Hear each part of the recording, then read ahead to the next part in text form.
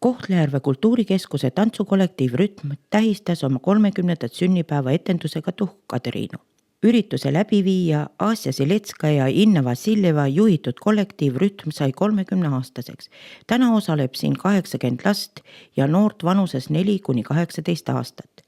Kõikide kollektiivile omistatud autasude ja aunimetuste loetlemine võtab pikalt aega, nagu ka tantsukollektiivi esinemiskohtade loetlemine. Kollektiiv Rütm on esinenud Pariisis ja Moskvas, samuti teistes Euroopa Liidu ning Venemaa linnades. Mõistetavalt on esinetud ka erinevates Eestimaa maakondades.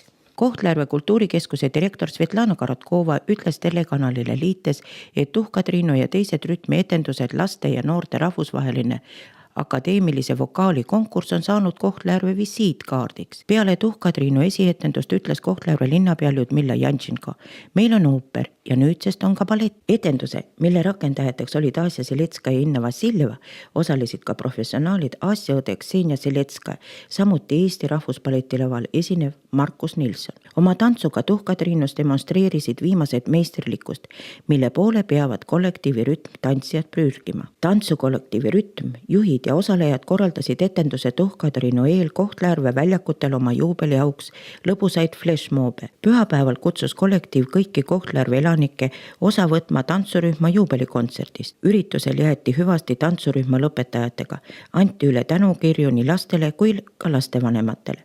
Tantsukollektiivi Rütm juubeliüritus lõppes meelikütva kontserdiga.